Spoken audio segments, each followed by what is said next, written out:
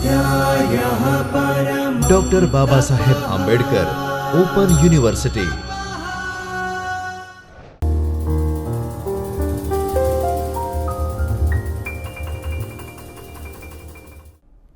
નમસ્તે વિદ્યાર્થી મિત્રો, ડૉક્ટર બાબા સાહેબ આંબેડકર ઓપન યુનિવર્સિટીના ચૈતન્ય સ્ટુડિયોમાં આપનું સ્વાગત છે. મિત્રો, સમાજશાસ્ત્ર વિષયમાં BA પાઠ્યક્રમ 2 ભારતમાં સમાજના એકમ 12 વિષય છે શહેરી ભારતમાં સામાજિક વર્ગો વિશે આપણે સમજ કેળવીએ. મિત્રો, શહેરી ભારતમાં સામાજિક વર્ગો, એક તો શહેરીકરણ, પછી સામાજિક વર્ગો, આ બધા જે બેઝિક શબ્દો છે એના વિશે આપણે પહેલી તો સમજ કેળવવી ખૂબ જ જરૂરી છે. એટલે સૌપ્રથમ સામાજિક વર્ગો એટલે શું, પછી શહેરીકરણ, ગ્રામીણ શહેરી તફાવત અને સામાજિક વર્ગો કયા પ્રકારના જોવા મળે છે એના વિશે વિસ્તારથી આપણે ચર્ચા કરીશું. મિત્રો, ભારતમાં સામાજિક વર્ગો, તો સૌપ્રથમ સામાજિક વર્ગોનો ઉદ્ભવ વિશે આપણે સમજ કેળવીએ. જોઈએ તો વર્ગ એ સમાજમાં આર્થિક તેમજ સાંસ્કૃતિક વ્યવસ્થાનો સમૂહ છે. આર્થિક તેમજ સાંસ્કૃતિક, મોટેભાગે આપણે જોઈએ છીએ કે ભારત જ્ઞાતિઓનો બનેલો દેશ છે.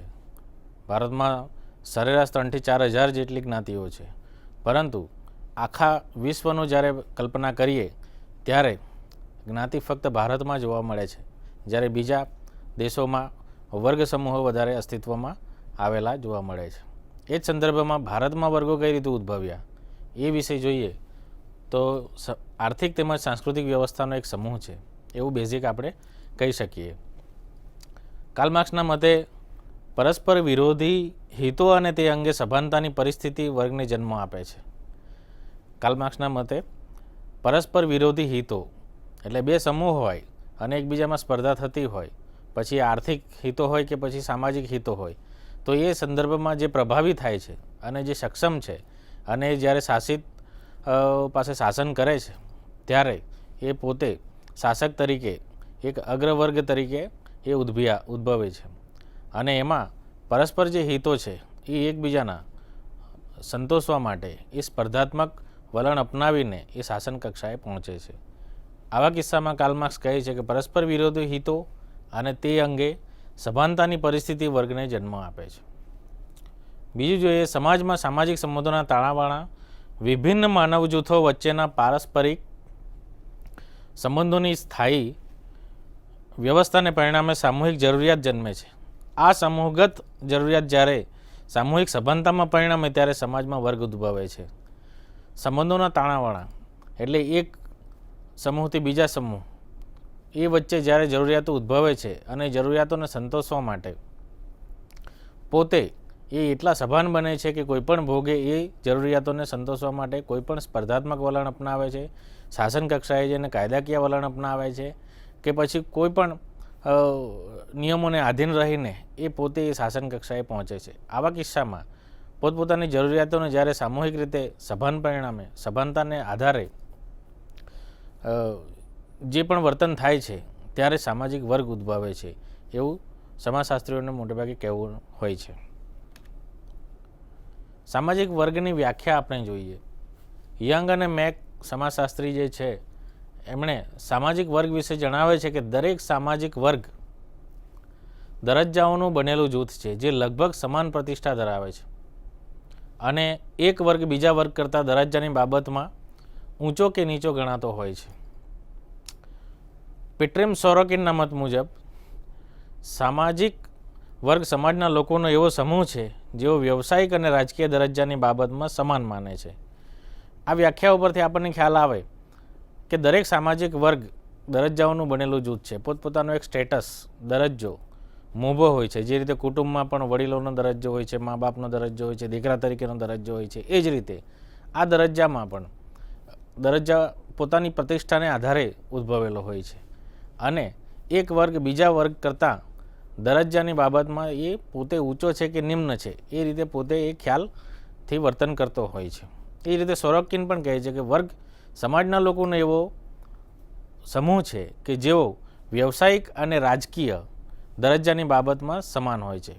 વ્યવસાયિક એટલે કોઈ પણ વ્યવસાય હોય અને દરજ્જાની બાબતમાં રાજકીય જે પણ હોય, સૌથી વધુ આજે પ્રભાવી સત્તાઓની જ્યારે વાત કરીએ રાજકીય પેરામીટરમાં, તો જે બહુમતી ધરાવતો પક્ષ હોય એ સૌથી વધુ પ્રભાવી હોય છે અને એ શાસન કક્ષાએ પોતે ચૂંટાઈને સરકારમાં રહીને શાસન કરતો હોય છે. આમ રાજકીય અને સામાજિક રીતે જોઈએ તો દરજ્જાની બાબતમાં ઊંચો કે નીચો ગણાતો હોય છે. આમ યંગ અને મેક સામાજિક વર્ગ વિશે વ્યાખ્યા આપે છે. પેટ્રેમ સોરોકિન પણ સામાજિક વર્ગ વિશે સમજાવે છે. ભારતમાં સામાજિક વર્ગોના ઉદ્ભવના કારણો કયા છે એ વિશે તપાસીએ તો આ 3 મુદ્દા આપણે સમજવા જરૂરી છે. સૌપ્રથમ જમીનદારી પ્રથા. ઈસવીસન 1950 પહેલાંની જ્યારે બ્રિટિશ ભારતની આપણે વાત કરીએ ત્યારે જ્યારે અંગ્રેજો જ્યારે ઈસ્ટ ઇન્ડિયા કંપની સ્થાપીને પોતે શાસન કરે છે, આવા કિસ્સામાં જમીનદારી પ્રથા જે છે એ જમીનદારી પ્રથામાં એવો ખ્યાલ છે કે ઈસ્ટ ઇન્ડિયા કંપનીનો મુખ્ય હેતુ તો નફો મેળવવાનો હતો અને આર્થિક રીતે કોઈપણ વ્યવસ્થા ઊભી કરીને પોતાના દેશમાં એ સંપત્તિ પહોંચાડવાનો એક આખો હેતુ હતો. ભારતની જ્યારે વાત કરીએ ત્યારે આખો ગ્રામીણ પ્રદેશ જે છે એ કૃષિના પાયા પર રચાયેલો પ્રદેશ છે. એટલે જમીનદારી પ્રથાની બાબતમાં જમીનદારી પ્રથામાં એવું છે કે અંગ્રેજોના જે પ્રતિનિધિઓ નક્કી કરેલા હોય છે એ નક્કી કરેલા પ્રતિનિધિઓ પોતે મહેસૂલ ઉઘરાવી અમુક જમીનના જે પણ હકદારો છે એ હકદારો નક્કી કરી એ હકદારોના આધારે મહેસૂલ ઉઘરાવી એક આખી વ્યવસ્થા જે ઊભી કરેલી છે એ જમીનદારી પ્રથા કે અમુક વિસ્તારો મોટેભાગે પશ્ચિમ ભારતના રાજ્યોમાં મધ્યપ્રદેશ, રાજસ્થાન, ગુજરાત, મહારાષ્ટ્ર એ વિસ્તારમાં પણ જમીનદારી પ્રથાનો સૌથી વધુ એ પ્રચલન જોવા મળ્યું. અંગ્રેજો દ્વારા જે આખી વ્યવસ્થા ઊભી કરવામાં આવી એ જમીનદારી પ્રથામાં જે પ્રભાવી જ્ઞાતિઓ ભારતમાં હતી એ પ્રભાવી જ્ઞાતિઓ એ જમીનદારી પ્રથા સાથે સંકળાયેલી હતી, જે એક પક્ષે મહેસૂલ ઉઘરાવવાનું પણ કામ કરતું અથવા જમીન પોતે એ બીજા નાના સીમાંત ખેડૂતોને આપીને પણ એમાંથી જે નફો નુકસાનની જે વાત આવે છે એ નફા નુકસાનની બાબતમાં પણ એ પોતે પ્રતિનિધિત્વ કરીને આખું બ્રિટિશ શાસનમાં એ મહેસૂલને ધ્યાનમાં રાખીને એ સંપત્તિની ઉઘરાણી થતી એ આખી વ્યવસ્થા જે અંગ્રેજોએ ઊભી કરી એ જમીનદારી પ્રથાથી કેટલોક વર્ગ જે છે ભારતમાં એ પ્રભાવી જ્ઞાતિઓના સંદર્ભમાં ઉદ્ભવ્યો. બીજી છે રૈયતવારી પ્રથા. રૈયતવારી પ્રથામાં એવી વ્યવસ્થા અંગ્રેજોએ ઊભી કરી કે અમુક જે દુર્ગમ વિસ્તારો જે છે જેમાં સૌથી વધુ ખેતીનું સંપત્તિનું ઉત્પાદન તો નથી થતું, છતાં પણ મહેસૂલ ઉઘરાવવાની પ્રક્રિયા, કારણ કે ઈસ્ટ ઇન્ડિયા કંપનીનો આખો હેતુ જ એવો હતો કે કોઈ પણ રીતે આર્થિક ઉપાર્જન કરીને પોતાના દેશમાં કઈ રીતે મોકલવું, કારણ કે કંપનીનો એક આખો હેતુ હોય છે કે એમાં કેન્દ્ર સ્થાને એમાં નફો હોય છે.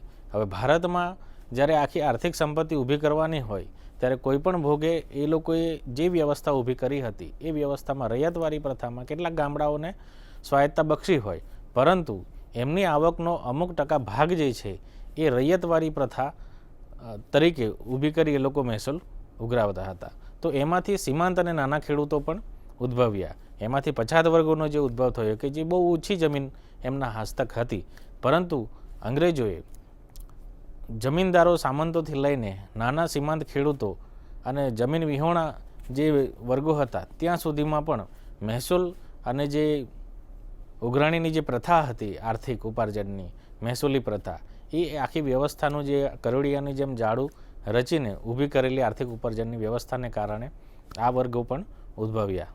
ત્રીજી છે મહાલવારી પ્રથા. મહાલવારી પ્રથા મોટેભાગે નોર્થ ઇસ્ટના પૂર્વના જે રાજ્યો છે એ વિસ્તારોમાં પણ એ લોકોએ અમલી કરી કે જેમાં પહોંચવું અંગ્રેજો દ્વારા શક્ય નહીં હતું, પરંતુ પોતાના પ્રતિનિધિઓ દ્વારા એમણે જે આખી વ્યવસ્થા બનાવી મુખ્યત્વે મહેસૂલ કેન્દ્ર સ્થાને જ હતી, પરંતુ એમાંથી જે આખું વિસ્તરણ કરીને જે વર્ગો ઉદ્ભવ્યા એટલે 3 પ્રથા જે છે જમીનદારી પ્રથા, રૈયતવારી પ્રથા, મહાલવારી પ્રથા. આ મહાલવારી પ્રથાને કારણે મોટા ખેડૂતોથી લઈને નાના સીમાંત ખેડૂતો સુધી એક આખો વર્ગ જ્ઞાતિનો જે પ્રભાવી વર્ગ હતો એ પ્રભાવી વર્ગ એ અગ્રવર્ગ તરીકે આવ્યો. નાના સીમાંત ખેડૂતો જે એક સમયે જ્ઞાતિના પેરામીટરમાં આપણે જોઈએ તો વર્ણાશ્રમ વ્યવસ્થા હતી, એ વર્ણાશ્રમ વ્યવસ્થા પછી પાછળથી અંગ્રેજોએ પોતપોતાની જે આખી મહેસૂલી વ્યવસ્થા જે ઇંગ્લેન્ડની આખું સિસ્ટમ હતી એ સિસ્ટમને અમલી કરી આર્થિક ઉપાર્જન મહેસૂલને ધ્યાનમાં રાખીને આવા વર્ગોનો એમાં ઉદ્ભવ થયો આ વ્યવસ્થાને કારણે. તો આ 3 બાબતો ભારતમાં સામાજિક વર્ગોનો ઉદ્ભવ જે છે એ ઉદ્ભવના કારણોમાં 3 બાબતો આપણે સમજી શકીએ છીએ. શહેરી ભારતમાં સામાજિક વર્ગોની જ્યારે વાત કરીએ ત્યારે સૌપ્રથમ આપણે ઔદ્યોગિક વેપારી વર્ગ, પછી ઉચ્ચ વ્યવસાયી વર્ગ અને ઉચ્ચ વ્યવસાયી વર્ગ દ્વારા સામાજિક પરિવર્તન. આ ત્રણ બાબતો સમજીએ એના પહેલાં ઔદ્યોગિક વેપારી વર્ગની જ્યારે વાત કરીએ ત્યારે પ્રભાવી જ્ઞાતિઓ, ઉદ્યોગોના માલિકો, શહેરી સમુદાયમાં વસવાટ, ઔદ્યોગિક વેપારી વર્ગના સંગઠનો, આ બાબતો જે છે એ ઔદ્યોગિક વેપારી વર્ગ સાથે સંકળાયેલી છે. ભારતમાં જ્યારે ઉદ્યોગોનો ઉદ્ભવ થયો એ અનુસંધાને એના પહેલાં ઇંગ્લેન્ડ અને યુરોપમાં ઔદ્યોગિક ક્રાંતિ થઈ અને ત્યાં પણ ઔદ્યોગિક મજૂરો ઉદ્ભવ્યા અને પાછળથી એ બધા ભેગા થયા, થોડીક આર્થિક ઉપાર્જન વધ્યું, પોતાની આર્થિક સંપત્તિ વધી, પોતાનો દરજ્જો ઊંચા લાગ્યા. તેમ તેમ એ લોકો રાજકીય ક્ષેત્રમાં યુનિયન બનાવી પોતે પોતાની જે માંગો હતી એ માંગોને સંતોષવા માટે એ લોકોએ આંદોલનો કરવા માંડ્યા. એવા કિસ્સામાં એક આખી રાજકીય સત્તાનો પણ ઉદ્ભવ થાય છે. અને આજે આપણે જ્યારે અભ્યાસ કરશો ઇંગ્લેન્ડનો રાજકીય, ત્યારે ખ્યાલ આવશે કે લેબર પાર્ટી જે છે એ લેબર પાર્ટી સૌથી વધુ સત્તામાં શાસન રહેલી જોવા મળે છે, જે આજે પણ હજુ પણ પોતે સત્તાના શાસનમાં રહી ચૂકી હોય એવા દાખલા જોવા મળશે તમને. તો પ્રભાવી જ્ઞાતિઓની જ્યારે ભારતમાં વાત કરીએ ત્યારે પ્રભાવી જ્ઞાતિઓમાં જે પણ શહેરો ઉદ્ભવે છે અને ઔદ્યોગિકરણ આવી રહ્યું છે, તો એમાં પણ કંપની જે પણ આખી વ્યવસ્થા ઊભી કરી એના અનુસંધાને પોતપોતાનું જે વિદેશી કાપડ, જ્યારે બ્રિટિશ ભારતની વાત કરીએ છીએ ઈસવીસન 1950 સુધીમાં, 1910થી લઈને 1950 સુધીના ગાળામાં પણ તમે જોશો તો આખી વ્યવસ્થા ઔદ્યોગિક પાયા પર રચાયેલી. ભારતમાં જે શહેરો છે એ શહેરોમાં જે ઇંગ્લેન્ડથી આવેલા ઉદ્યોગો અને એ સીધા સ્થપાયેલા અને એમાંથી ઉત્પન્ન થતું જે પણ મોટેભાગે કાપડ બજારની વાત કરો કે પછી બીજા કોઈ પણ નાના નાના જે ઉત્પાદનો છે એ ઉત્પાદનની વાત કરીએ ત્યારે ભારતમાં જે પ્રભાવી જ્ઞાતિઓ હતી એ પ્રભાવી જ્ઞાતિઓ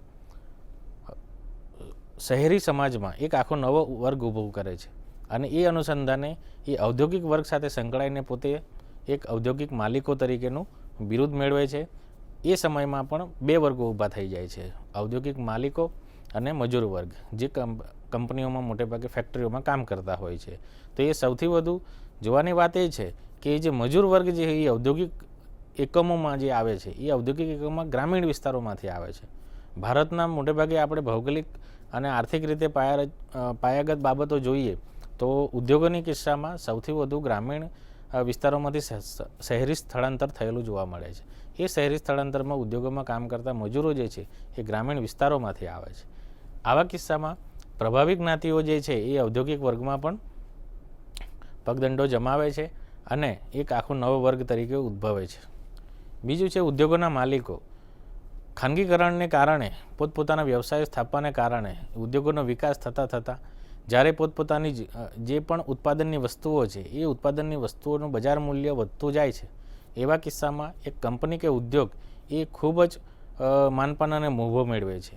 એવા જ કિસ્સામાં એમની ઉત્પાદનની વસ્તુઓ પણ એટલા જ બજાર મૂલ્યમાં આંતરરાષ્ટ્રીય કક્ષાએ જુઓ કે વિશ્વ કક્ષાએ, એ વિશ્વ કક્ષાએ પણ એમનું મૂલ્ય એટલું ટકી રહે છે, જેથી કરીને એ વર્ગમાં, એ સમૂહમાં સૌથી વધુ માનપાન અને મોભો ધરાવતું જૂથ કે એક આખો સમૂહ ઉદ્ભવે છે. એને આપણે ઉદ્યોગોના માલિકોની આખી એક સમૂહ ઉદ્ભવે છે. એ ઉદ્ભવના કારણમાં ઔદ્યોગિક વેપારી વર્ગ તરીકે આપણે જોઈ શકીએ છીએ.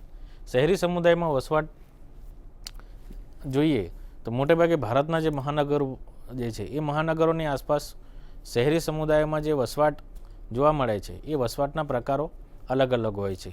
એક તો જે એલિટ વર્ગ જે હોય છે, જે અગ્રવર્ગ તરીકે કહીએ તો એમની સોસાયટીઓ, એમના બાંધકામના એરિયા, એમના રહેઠાણ, એમની જીવનશૈલી આખી જે પોતે જે નક્કી કરેલી હોય છે, આંતરરાષ્ટ્રીય કક્ષાની હોય કે પછી આખા રાષ્ટ્રની કક્ષાની હોય, એવા કિસ્સામાં જે ઉચ્ચ જીવન ધોરણ કહી શકાય, ઉચ્ચ જીવન ધોરણના વિસ્તારો જે કહી શકાય, એવા વિસ્તારોમાં એમના વસવાટો જોવા મળે છે. જ્યારે ઔદ્યોગિક વેપારી વર્ગમાં ગ્રામીણ શહેરી સ્થળાંતર થયેલું હોય પરંતુ સંપત્તિ ના હોય અને મજૂરીના કિસ્સામાં જ એમને રોજગારી મેળવવાની હોય છે. આવા કિસ્સામાં જે પોતે રહેઠાણ વિસ્તારો જે હોય છે એ રહેઠાણ વિસ્તારોમાં માળખાકીય સુવિધાઓનો પણ અભાવ હોય છે અને એ ઝૂંપડપટ્ટીઓમાં પણ પરિણમતા હોય છે. એટલે ભારતની જ્યારે વાત કરીએ ત્યારે મોટા શહેરોની આસપાસ એટલા જ પ્રમાણમાં ઝૂંપડપટ્ટીઓનો પણ એક આખો વસવાટ થયેલો જોવા મળે છે, જે ગ્રામીણ શહેરી સ્થળાંતર જે છે પોતાની જ્ઞાતિ છોડીને, પોતાનો સમાજ છોડીને ગ્રામીણ ક્ષેત્રમાંથી જ્યારે બધા ભેગા થાય છે અને એક આખી નવી વ્યવસ્થા ઊભી થાય છે અને એ વ્યવસ્થામાંથી ઘણી બધી સમસ્યાઓ પણ જન્મતી હોય છે. એ સમસ્યાઓનું નિયંત્રણ લેવા માટે સરકારને પણ ઘણીવાર કડક પગલાં લેવા પડતા હોય છે. તો આ શહેરી સમુદાયમાં વસવાટ જે છે એ વસવાટના પ્રકારમાં પણ કેટલાક વર્ગો ઉદ્ભવતા હોય છે. ઔદ્યોગિક વેપારી વર્ગના સંગઠનો જે આપણે જોઈએ તો મોટેભાગે જ્યારે સરકારની નીતિઓ અથવા તો સરકારી પ્રશાસન, સરકારમાં રાજ કરતી કેટલીક વિચારધારા આધારિત પાર્ટીઓ સત્તામાં આવતી હોય છે, ત્યારે કયા પ્રકારની પોલિસી કે યોજનાઓ ઔદ્યોગિક પ્રોડક્શન આંતરરાષ્ટ્રીય કક્ષાએ પહોંચી વળવા માટે, પોતાના જ દેશના લોકોને રોજગારી આપવા માટે અને આર્થિક મૂલ્ય જળવાઈ રહી અને ઉત્પાદન વધતું જાય એવા કિસ્સામાં પોતપોતાની જે શાસન કક્ષાએની પોલિસી કે યોજનાઓ હોય છે એ યોજનાઓ અમલી કરતી હોય છે. આવા કિસ્સામાં જ્યારે ઔદ્યોગિક વર્ગને નુકસાનકારક યોજનાઓના કિસ્સામાં કેટલાક યુનિયનો પણ બન્યા હોય છે. બધા ઔદ્યોગિક બિઝનેસ ટાઇકૂન જે આપણે કહેતા હોઈએ છીએ અને જે આગળ પડતા માણસો જે હોય છે, વ્યક્તિઓ જે શ્રેષ્ઠ મોભો દરજ્જો ધરાવતા હોય છે, સરકાર પણ એમને પૂછીને ડિસિઝનો કે કેટલીક પ્લાનિંગમાં આયોજનમાં એમના સૂચનો લેવામાં આવતા હોય છે. આવા કિસ્સામાં નુકસાન કરતા જ્યારે યોજનાઓ બની જતી હોતી અથવા તો એવી ઘટનાઓ થાય કુદરતી કે પછી એવી કોઈક રાજકીય ઘટનાઓ થાય જેને કારણે નુકસાન વેઠવું પડે, આવા કિસ્સામાં ન વેઠવા પડે એના માટે કેટલાક ઔદ્યોગિક માલિકો જે અગ્રવર્ગમાંથી આવે છે, પોતે એ બિઝનેસ ટાઇકૂન હોય છે, એવા એમ પોતપોતાનું યુનિયન કે સમૂહ બનાવતું હોય છે. તો એ એક આખો એલિટ વર્ગ ઊભો થાય છે. એ એલિટ વર્ગ પોતપોતાની માંગ કે જરૂરિયાતો કે પછી એ પોતાની જે ઉત્પાદનની ક્ષમતા અથવા તો તાંત્રિકીની વ્યવસ્થા માટે પોલિસી કે યોજનાઓ ચેન્જ કરવી પડે, બંધારણીય પારામીટરમાં, સરકારના નિયમોના કાર્યક્ષેત્રમાં જે કંઈ પણ કરવું પડતું હોય છે, એવા કિસ્સામાં સજેશન કે પોતાની માંગ રજૂ કરવા માટેનો આખો એક સમૂહ ઊભો થતો હોય છે. તો આ એક ઔદ્યોગિક વેપારી વર્ગની જ્યારે વાત થાય. ઉચ્ચ વ્યવસાયી વર્ગની જ્યારે વાત કરીએ તો ઉચ્ચ વ્યવસાયી વર્ગ, અગાઉ મેં કહ્યું તેમ ઉચ્ચ વ્યવસાયી વર્ગમાં પણ આ જ સમસ્યા હોય છે કે પોતે એક આખું નિશ્ચિત વ્યવસ્થામાં જે અગ્રવર્ગ આવે છે એ અગ્રવર્ગ પોતે શાસન કક્ષાએ નથી હોતા, પરંતુ આખી ઔદ્યોગિક પોલિસી કે ઔદ્યોગિક ઉચ્ચ વ્યવસાયી વર્ગમાં જે કંઈ પણ જેને સમાજ ખૂબ જ મોભાની નોકરીઓ કે પછી હોદ્દાઓ કે દરજ્જાઓ ગણતા હોય એવો જે આખો વર્ગ જે છે એ વર્ગને આપણે ઉચ્ચ વ્યવસાયી વર્ગ તરીકે જ જોઈએ. એમાં દરજ્જાની ભિન્નતા પણ હોય છે, એમાં વ્યવસાયની પણ ભિન્નતા હોય છે. કંપનીઓને ધ્યાનમાં રાખીએ કે ઉદ્યોગોને ધ્યાનમાં રાખીએ તો ઉત્પાદનની, એમના ટેકનોલોજીની, એમની વેચાણની, એમની બજાર મૂલ્યની, એ બધી જ ભિન્નતામાં એ દરજ્જાની વિભિન્નતા રજૂ કરતી હોય છે. એ જ રીતે દરજ્જા સમૂહ, તો દરજ્જા સમૂહ સ્તરીકરણની જ્યારે આપણે વાત કરીએ, સામાજિક સ્તરીકરણની જ્યારે આખો આપણો અભ્યાસ કરીશું ત્યારે આ સામાજિક વર્ગ વિશે વિસ્તારથી આપણને ખ્યાલ આવશે કઈ રીતે એક વર્ગ બીજા વર્ગ. કાર્લ માર્ક્સે જે કહ્યું છે કે જે મૂડીપતિ વર્ગ છે, માલિક વર્ગ, બુર્જવા અને સર્વહારાનો જે એમણે સિદ્ધાંત આપ્યો છે, એમાં ઉચ્ચ વર્ગ, મધ્યમ વર્ગ અને નિમ્ન વર્ગ, આ ત્રણેય વર્ગમાંથી પણ પાછા કેટલાક પેટા પ્રકારો પડતા હોય છે. તો આવા કિસ્સામાં દરજ્જા સમૂહ જે છે એ દરજ્જા સમૂહની જ્યારે વાત કરીએ તો દરજ્જા સમૂહમાં પણ કેટલાક વર્ગો ઉદ્ભવે છે. કાર્લ માર્ક્સે ઉચ્ચ વર્ગમાંથી પણ 3 પેટા પ્રકારોની વાત કરી છે. ઉચ્ચ વર્ગમાંથી ઉચ્ચ વર્ગ, ઉચ્ચ વર્ગમાંથી મધ્યમ વર્ગ, ઉચ્ચ વર્ગમાંથી પણ નિમ્ન વર્ગ. એટલે જે પોતે ઉચ્ચ કક્ષાએ જે સ્થાન ગ્રહણ કર્યું હોય છે, માન, પાન, મોભો કે પછી આર્થિક પાસાને ધ્યાનમાં રાખીને, તો એમાંથી પણ 3 પ્રકારો પડતા હોય છે. ઉચ્ચ વર્ગ, ઉચ્ચ મધ્યમ વર્ગ, ઉચ્ચ નિમ્ન વર્ગ. એ જ રીતે મધ્યમ ઉચ્ચ વર્ગ, મધ્યમ વર્ગ, મધ્યમ નિમ્ન વર્ગ. એ જ રીતે નિમ્ન વર્ગની જ્યારે વાત કરીએ તો નિમ્નમાંથી પણ ઉચ્ચ વર્ગ પોતે ગણતા હોય છે, એવા પણ સમૂહો છે. નિમ્નમાંથી મધ્યમ વર્ગ ગણતા હોય છે, એવા પણ સમૂહો જોવા મળે. અને નિમ્નમાંથી એકદમ પાયાના જે સ્તરના જે વર્ગો છે એ પણ જોવા મળે. એટલે આ રીતે આ મધ્યમ વર્ગ, ઉચ્ચ વર્ગ કે નિમ્ન વર્ગ, આ ત્રણેય પ્રકારોમાંથી પણ પેટા પ્રકારો પડતા જોવા મળે છે. અને વિસ્તારથી અભ્યાસ કરતા જઈએ તેમ તેમ આપણને વધારે તો જે કંઈ પણ સંશોધનોના તારણો નીકળે છે એમાંથી પણ સ્તરીકરણને ધ્યાનમાં રાખીને જ્ઞાતિમાંથી વર્ગો ઉદ્ભવ્યા હોય એવા કેટલાક કિસ્સાઓનો આપણે અભ્યાસ કરી શકાય છે. હવે જોઈએ અસંગઠિત કામદારો અને શ્રમજીવી વિશે.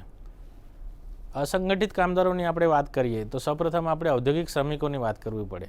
ઈસવીસન 1920ની સાલ પછી કામદાર આંદોલનોની શરૂઆત થઈ. ઇંગ્લેન્ડમાં લેબર પાર્ટી પણ અસ્તિત્વમાં આવે છે. એના પહેલાં ઔદ્યોગિક ક્રાંતિ તો થાય છે, પરંતુ શોષણ સૌથી વધુ થાય. અને જે મૂડીપતિ વર્ગ છે એ મૂડીપતિ વર્ગ કોઈ પણ ભોગે શ્રમજીવીઓનું શોષણ કરી પોતાની એવી નીતિઓ તૈયાર કરી અને એ નીતિઓને કારણે પોતે સૌથી વધુ નફો રળી લેવા માટે એ આખી યોજના બનાવતા હોય છે. આવા કિસ્સામાં સૌથી વધુ મજૂરોનું શોષણ થાય છે. એવા શોષણ ન થાય એના માટે કેટલીક વાર જે આગળ પડતા કામદારો હોય છે એ કામદારો બધા ભેગા થઈ એક યુનિયનની રચના કરતા હોય છે અને પોતે એ યુનિયનની રચનામાં જ્યાં પણ માંગણી અસંતોષાતી થતી હોય છે તો એવા કિસ્સામાં એ માંગણી મૂકે અને જો સંતોષાય નહીં, સામે પક્ષેથી એવા પ્રત્યુત્તર સરાહનીય ન આવતા હોય શાસન કક્ષાએથી, તો એવા કિસ્સામાં એ પોતે આંદોલનો પણ કરવા માટે પ્રેરાતા હોય છે. આવું ભારતની જ્યારે વાત કરીએ ત્યારે ઈસવીસન 1920થી આ આંદોલનોની શરૂઆત થાય છે.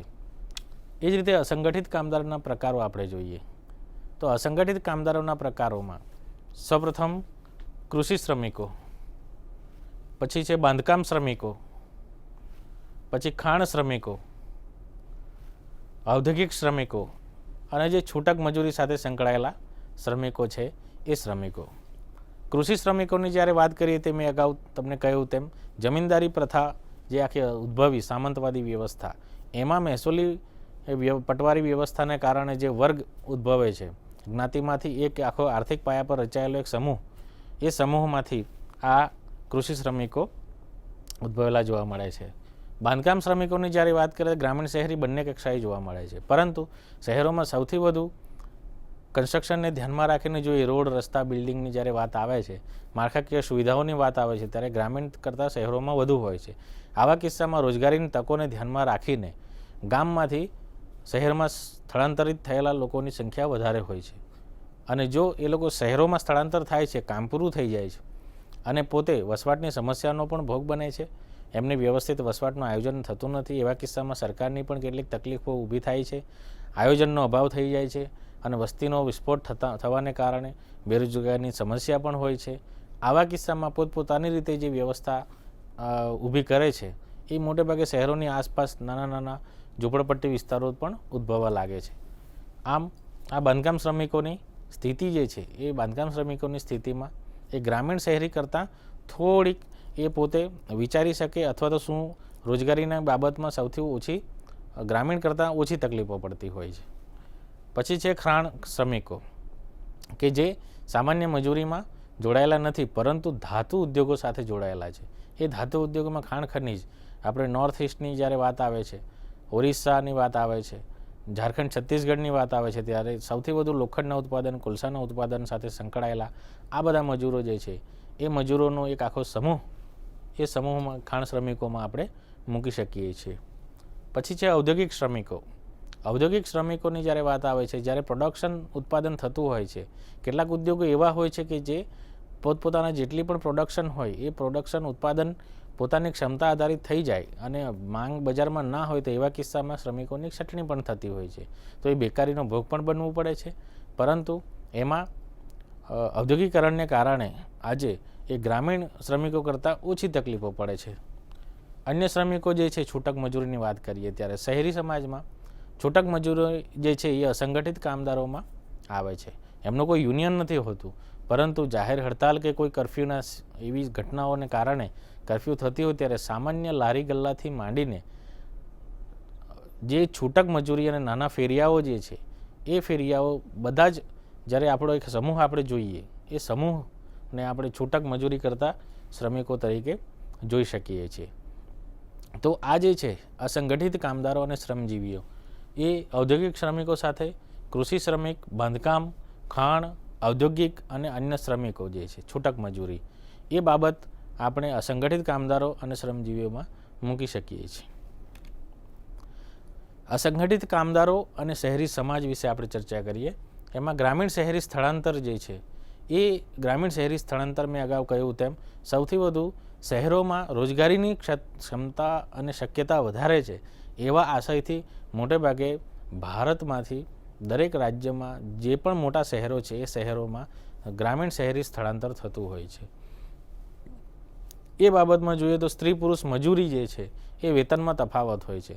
હજુ પણ ભારતીય ખ્યાલ જે સમાન વેતન ધારાની ભારતીય બંધારણ વાત કરે છે, પરંતુ જ્યાં પણ આયોજનનો અભાવ હોય છે, આપણને ખ્યાલ આવતો નથી અને કોઈ પણ કાગળ વ્યવહાર ના થતો હોય એવા કિસ્સામાં મૌખિક જે પણ મજૂરીના દર નક્કી થતા હોય છે એમાં પુરુષની કક્ષાએ સ્ત્રીને હંમેશા ઓછી રોજગારી મળે છે અથવા તો ઓછું વેતન મળે છે. આવું ભારતીય બંધારણના કાયદાઓ જે છે, લેબર કાયદાઓ જે છે એ કાયદાઓમાં તો સમાન વેતન જ હોય છે, પરંતુ ક્યાંક ક્યાંક કાયદાની છટકબારીને કારણે અથવા તો કેટલીક વાર મજબૂરીને કારણે પણ આ સ્ત્રી પુરુષ મજૂરી વેતન જે છે એ તફાવત આપણને જોવા મળશે. પછી છે યુનિયનનો અભાવ. યુનિયન એટલે અસંગઠિત કામદારોમાં મોટે ભાગે હાયર એજ્યુકેશન ઉચ્ચ શિક્ષણની જ્યારે વાત કરીએ કે પછી માધ્યમિક કે ઉચ્ચ માધ્યમિક શિક્ષણની વાત કરીએ એમનો પણ ખૂબ જ અભાવ હોય છે.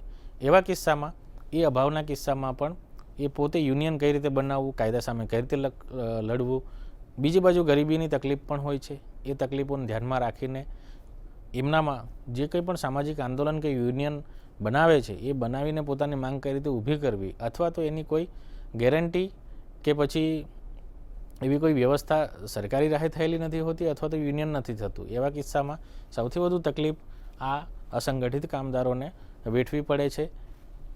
એટલે યુનિયનના અભાવને કારણે પણ આ સમસ્યા જોવા મળે છે. સામાજિક સમસ્યાઓ જે છે એ સામાજિક સમસ્યાઓ અસંગઠિત કામદારોમાં સૌથી વધુ છે. એક તો રોજગારીનો અભાવને કારણે ગરીબી ઉદ્ભવે છે, બેરોજગારીનો સામનો કરવો પડે છે. કામ જેટલા વખત મળે એટલા વખત જ એ કરી શકે, પછી છટણી કરવામાં આવે અથવા તે કામ પૂર્ણ થઈ જાય પછી બેસી રહેવું પડે એવી પણ વ્યવસ્થા થાય. આર્થિક સમસ્યા જે છે કે રોજગારી જીવનનો જે ધોરણ છે, લિવિંગ ક્રાઇટેરિયા, એની ક્ષમતામાં એ લાવવા માટે મોંઘવારીનો સામનો કરવો પડે છે. ગ્રામીણ શહેરી જ્યારે વાત કરે તો શહેરોમાં સૌથી વધુ મોંઘવારીનો પણ સામનો કરવો પડે છે. આવા કિસ્સામાં આ બધી સમસ્યાઓ અને છેલ્લે આ ત્રણેય સમસ્યાઓ જ્યારે ઉદ્ભવે છે એવા કિસ્સામાં માનસિક ત્રાસ, જેને આપણે ટેન્શન કહીએ છીએ, સામાજિક વિમુખતા, એલિયનેશનની વાત આવે છે. અને એવા કિસ્સામાં આરોગ્યની સમસ્યા પણ ઉદ્ભવે છે.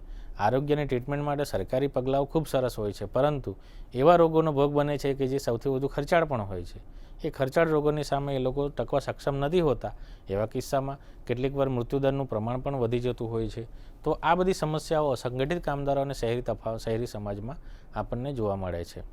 તો આ બાબતથી આપણે ખ્યાલ આવ્યો છે કે શહેરી ભારતમાં સામાજિક વર્ગો અને ગ્રામીણ શહેરી તફાવત, વર્ગોનો ઉદ્ભવ, જ્ઞાતિમાંથી વર્ગોનો ઉદ્ભવ એ કઈ રીતે આપણને ઉદ્ભવે છે એ કેટલાક સમાજશાસ્ત્રીઓએ લખેલા પુસ્તકો, આધારભૂત પુસ્તકો, સંદર્ભ સાથે જોડાયેલા પુસ્તકો પણ તમે વાંચીને શહેરી ભારતમાં સામાજિક વર્ગ, સૌપ્રથમ તો વર્ગ વિશે જાણવું હોય તો કાર્લ માર્ક્સને આપ લોકોએ સમજવો પડશે. એમના સિદ્ધાંતની જે વર્ગનો સિદ્ધાંત આપ્યો છે એને પણ વાંચવાનો રહેશે. તો આ વિસ્તારથી આપ સમજી શકશો.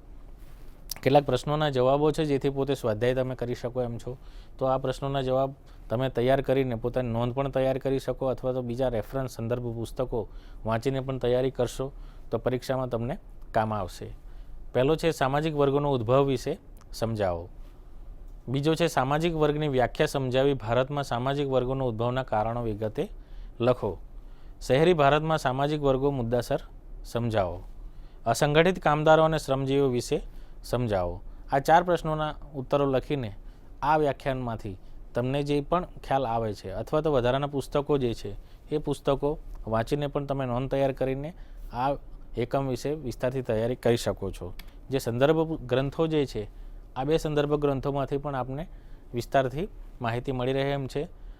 જયપ્રકાશ એમ ત્રિવેદી સાહેબ છે, ઔદ્યોગિક સમાજશાસ્ત્ર પુસ્તકનું નામ છે એમનું. યુનિવર્સિટી ગ્રંથ નિર્માણ બોર્ડ, ગુજરાત રાજ્ય, અમદાવાદ કક્ષાએ આપને મળી રહેશે. નગર સમાજશાસ્ત્ર આપણી યુનિવર્સિટીનું જ પાઠ્યક્રમ છે. MSO 6 MA વર્ષ 2માં ભણાવાઈ રહ્યું છે. તો એ રેફરન્સનો પણ doctor Baba Saheb Ambedkar open university Ahmedabad એ રેફરન્સનો પણ ઉપયોગ કરીને તમે વિસ્તારથી નગરીકરણ, શહેરીકરણ, એમાં ઉદ્ભવતી સમસ્યાઓ, વર્ગો આ વિશે વિસ્તારથી સમજી શકશો.